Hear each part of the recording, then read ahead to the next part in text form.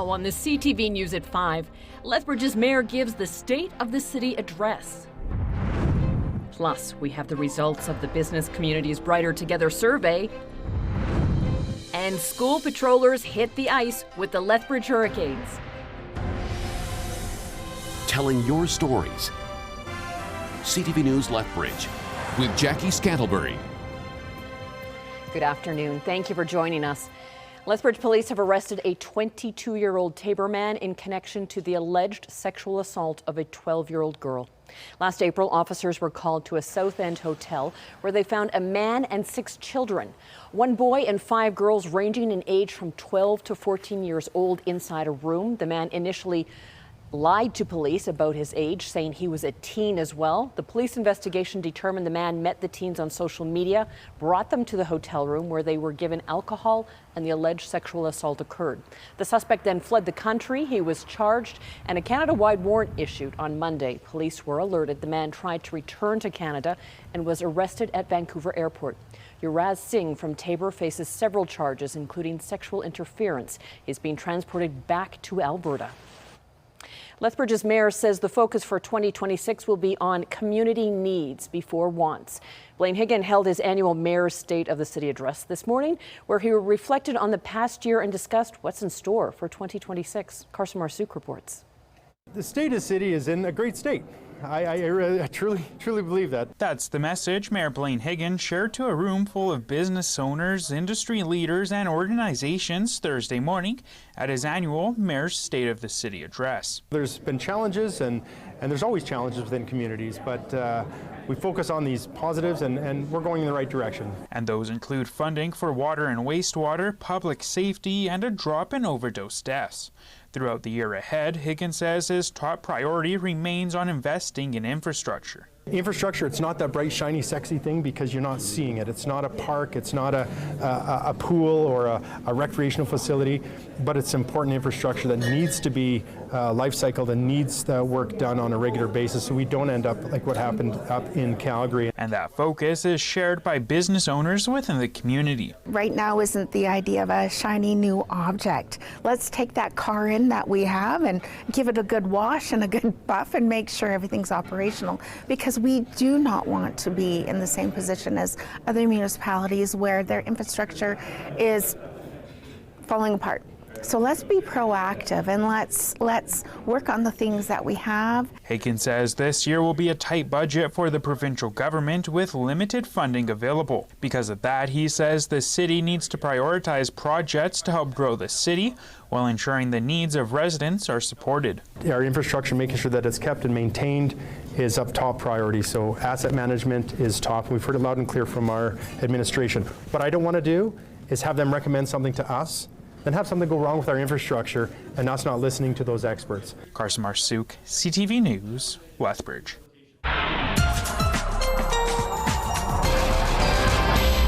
Well, to Danielle Savoni. And Danielle, it is definitely still winter, some cool weather on the way. Yep, we need to have the parka handy for the next couple of days because this cool weather will last for at least another day or two, depending on the community. We'll talk more about the longer range forecast in just a little bit, but where are we sitting right now? Well, with the wind chill, it feels like -19 in Claresholm, -21 in Pincher Creek, -23 with the wind chill in Lethbridge, and -27 in Medicine Hat.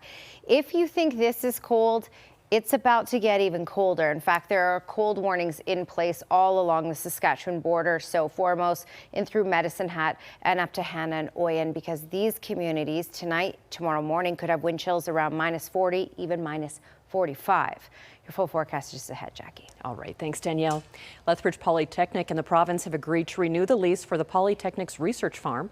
The deal will allow researchers to continue their cutting-edge ag research. Quinn Keenan has that story. A new 20-year lease agreement will keep Lethbridge Polytechnic's 395-acre research farm up and running. The deal was signed back in July. The Polytechnic will continue its research to meet the evolving demands of the ag industry. Having long-term access to a prime piece of research facility really is important, and we really appreciative of the government for giving us this long-term lease. The province is also thrilled to have this deal done.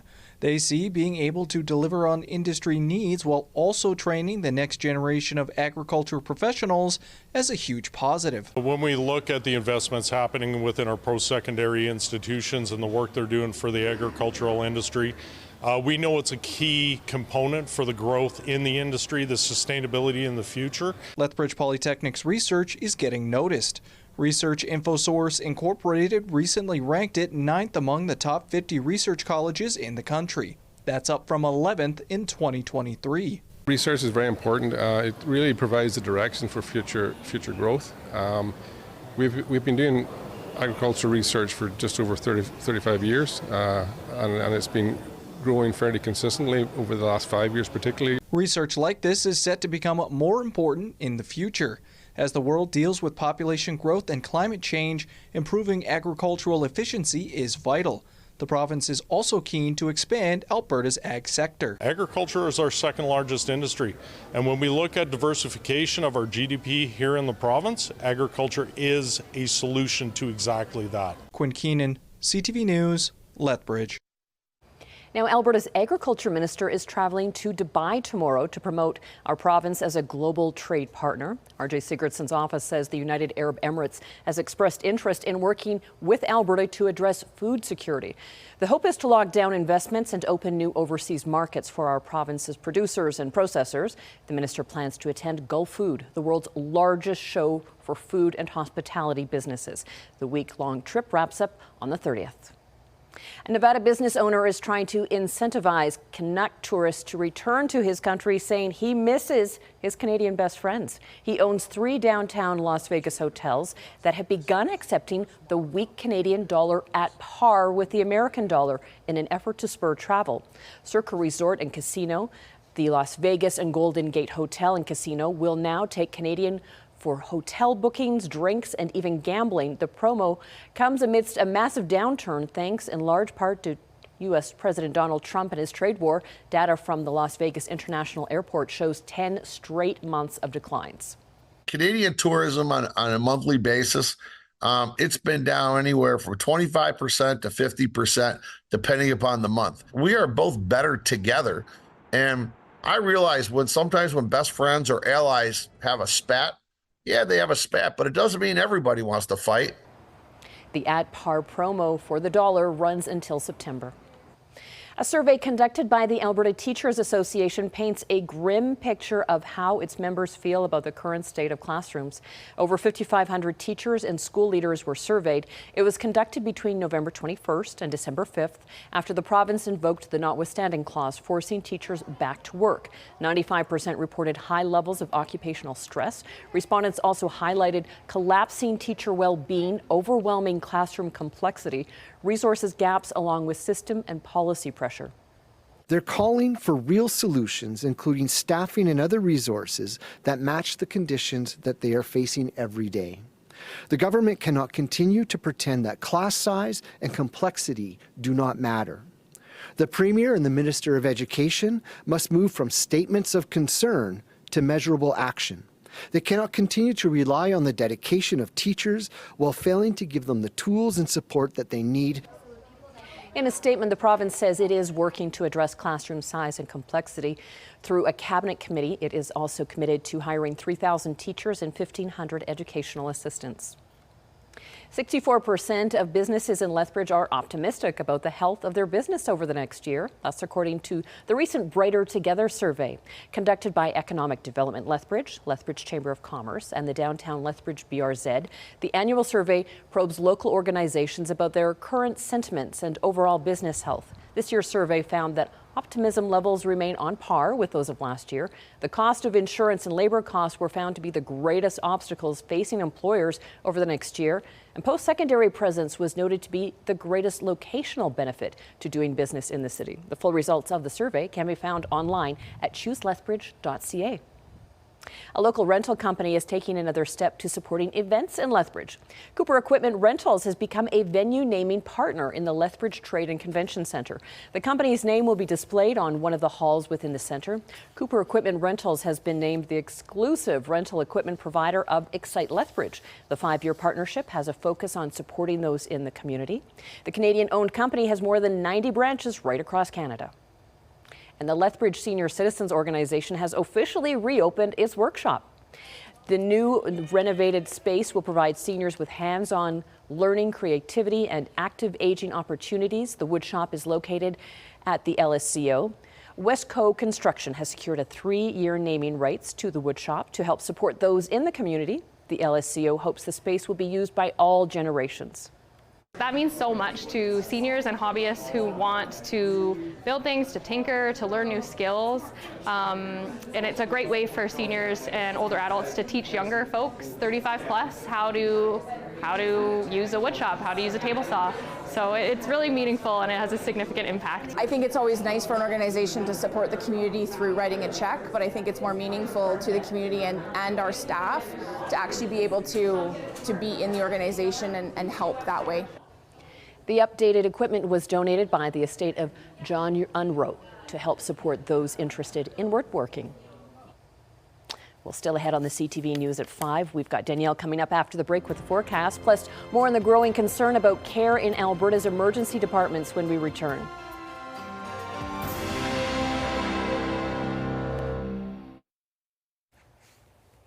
All right, here's your sky cam facing southwest, and that's about an hour ago now.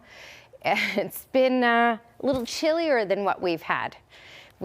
And we're going to get even colder here, especially for communities closer to the Saskatchewan border, where we have a cold warning now in place because the wind chill will meet that criteria for this cold warning to be issued. The criteria -40. So -40 wind chill, even -45 is possible in some communities. Really, when you look at the U.S. border over to Medicine Hat and then up to Hanna and Oyen, yeah, extreme wind chills. Frostbite in less than 20 minutes. For the east, where we don't have the warning in place, it's still going to be extremely cold. We're looking at wind chills in the -30s. It's just not quite the warning criteria. And that's for overnight tonight and for early tomorrow morning. So be prepared for a cold night and a very cold start to the day tomorrow. So if you do have to walk anywhere or even walk the dog late tonight, be prepared for this and try to not stay out for too long and bundle up, because exposed skin can get frostbite pretty quickly in this type of weather. All right, with the wind chill, it feels like -21 right now in Claresholm, -22 in Pincher Creek, -24 in Lethbridge, and now -30 in Medicine Hat. So already dipping for the day. We have some cloud cover that's pushed through. We also have had some light snow in many communities in southern Alberta. Haven't picked up huge totals anywhere, but some dustings up to a centimeter or two in some communities have already happened.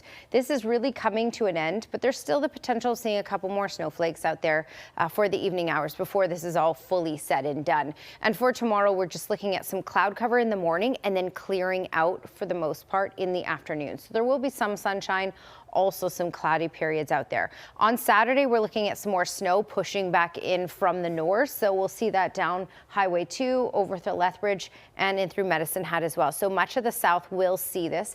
Less of a chance to see it near Pincher Creek, but there's still the possibility you'll just see less amounts. Lethbridge looking at picking up 2 to 4 centimeters on Saturday, and many other communities, Lethbridge and just off to the east of the city and along Highway 2 could pick up 2 to 4 centimeters on Saturday from this.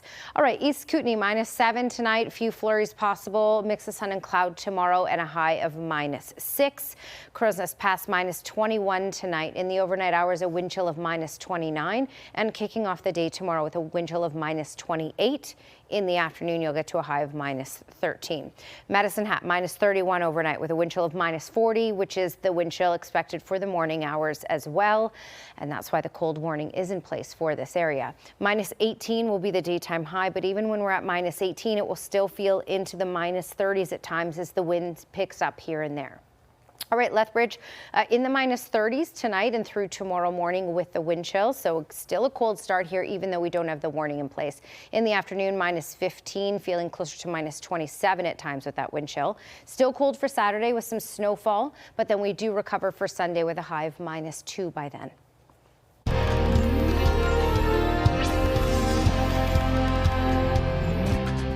Some changes to tell you about at Bow Island Health Centre's emergency department. The emerge is temporarily closed this evening because of staffing shortages. It will reopen at 7 a.m. tomorrow morning. Care will continue to be provided to acute and long-term care patients, and patients with an emergency are asked to call 911 or go to Tabor or Medicine Hat Health Centres. An emergency room doctor in Edmonton says the public's impression of ER wait times may discourage people who need care from getting it. There are patients who I would say don't come when they should. There's patients who delay coming because they think it might get better, and by the time they do come, they're sicker than they would have been if they came earlier. A document compiled by doctors over a 2-week period shows a number of recent deaths and near misses in Alberta emergency rooms. Doctors say many were connected to long wait times and a lack of space. Alberta's hospitals minister says while he takes the list seriously, it doesn't represent the norm. Assisted Living Minister Jason Nixon says work is happening behind the scenes to free up space in Alberta hospitals.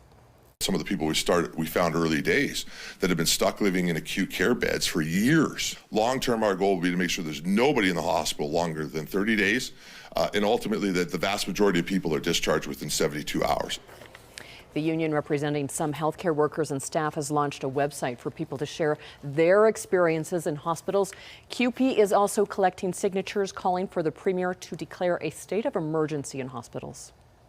The group representing chiropractors in this province has launched a new database to report incidents. The Chiropractic Patient Incident Reporting and Learning System allows chiropractors to anonymously share incidents, whether in the past or even near misses, with more than 1,100 members through the province. Now, before this, an incident that would happen at a chiropractor's office would, whether it involved a patient, equipment, or anything around the workplace, would usually stay at that clinic. The system can even be used for something as simple as a slip and fall outside an office.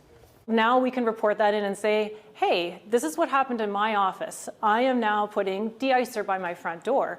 I'm now coming out my door and looking up to make sure there's not ice dripping off the ceiling. And then it's like, oh, I haven't thought of those particular changes that I could make in my office. Maybe I should go put de-icer by my front door too. Boyd says the system is voluntary and it's similar to another system that's used in the UK for about the last 10 years. Midwives in Alberta say the province needs to increase access to pregnancy care because the wait list is too long and working conditions are better elsewhere. It comes after the province announced it would move in-house midwifery care from an Edmonton hospital to Fort Saskatchewan.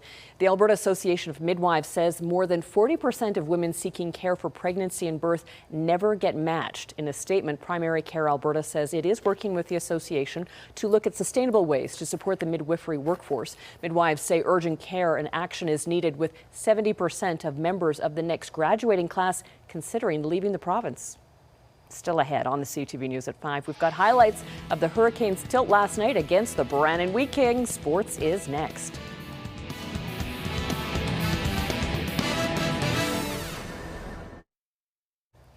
Welcome back. The Lethbridge Hurricanes met up with the Brandon Wheat Kings last night at the VLC, and the Canes were looking to snap their 7-game losing skid. Things got off to a great start with Owen Berg and Kai Anderson combining for a pair of first-period goals. Now, early in the second, after Brandon made it 2-1, Cameron Alderud would equalize this with his third of the season. A little later in the period, and Gavin Lesiak finds the back of the net to give the Canes 3-2 lead after just 40 minutes. But the wheels started to fall off for Lethbridge when Nicholas Johnson pounced on a rebound to tie the game at 3. A little later, Luke Misselbacher takes advantage of a turnover and scores on a breakaway to give Brandon their first lead. Misselbacher would add an empty netter as the Canes lose 5-4 and see their losing streak hit 8 games. Now, the Hurricanes will host its inaugural sock toss tomorrow night when they host the Regina Pats. Following the same format as their annual teddy bear toss, fans are encouraged to bring a new pair of socks to toss on the ice when the Canes score their first goal. All collected socks will be donated to the YWCA, Lethbridge and Streets Alive mission. Tickets for tomorrow night's game are still available. Local AMA school safety patrollers got a special reward today. The kids took to the ice for their annual skate with the Hurricanes. 5th and 6th graders from all over Lethbridge's region were bused to the visitlethbridge.com arena. There they got to skate with the Canes and police officers to thank them for their efforts. The kids also had the chance to learn about brain health and how to stay safe playing sports. It's a day the kids will likely never forget. It's always good to connect with the kids whenever you can, kind of show the appreciation for their support. Obviously, they're a big part of our fan base, and it's always good to kind of show that we appreciate them any way we can. It's great for us to be out here to show our school safety patrollers that the job they do on the crosswalk is important, and it brings together our community partners such as the Lethbridge Hurricanes. 400 schools from across the province are involved in the AMA Safety Patroller program. Over 12,000 grade 5 and 6 volunteers take part every year. What's being described as the holy grail of hockey cards is going up for auction in Ontario. The main card in this set is the Stanley Cup card, and this is the first time the Stanley Cup was ever featured. The 51 cards from the Champs Cigarettes hockey set are more than 100 years old. Along with the Stanley Cup card, they also feature rookie cards from Howie Morans and Jack Adams. A man from Windsor, Ontario found the set in a tobacco box his father had back in 1988. Now, the leading bid for the Stanley Cup card, that is $17,000 for this card alone.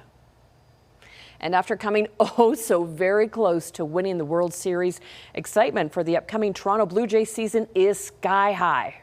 They were a team that just kind of came out of nowhere. So can they repeat that? You know, hopefully. Tickets went on sale this morning at 10, and by 10:15, the home opener had already sold out. Thousands of fans were waiting in the digital queue. The cheapest ticket appeared to be going for almost $150. Fans lucky enough to score a seat will be treated to a special pre-game ceremony to celebrate the team starting its 50th season. Toronto will host Oakland in the March 27th opener. Still ahead on the CTV News at 5, we'll tell you where the Canadian hit series Heated Rivalry is headed to next.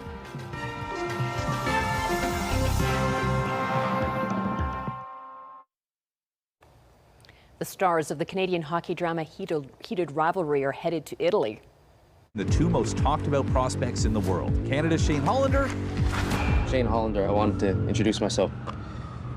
Okay. Hudson Williams and Connor Story will take part in the Olympic torch relay for the Milano Cortina Games. The actors have had a rapid rise to fame. Williams is from BC and just 9 months ago was working as a server in a restaurant. He originally had planned to come back after the shooting, and then all of a sudden, you know, he's walking the Golden Globes. Now, this is Hudson, soon getting a customary pie in the face on his last shift at the old spaghetti factory. Maybe we don't have that video. The hit Crave show will begin airing in Italy on February the 1st. Thank you for sharing this time with us. Now, here's the early edition of the CTV National News.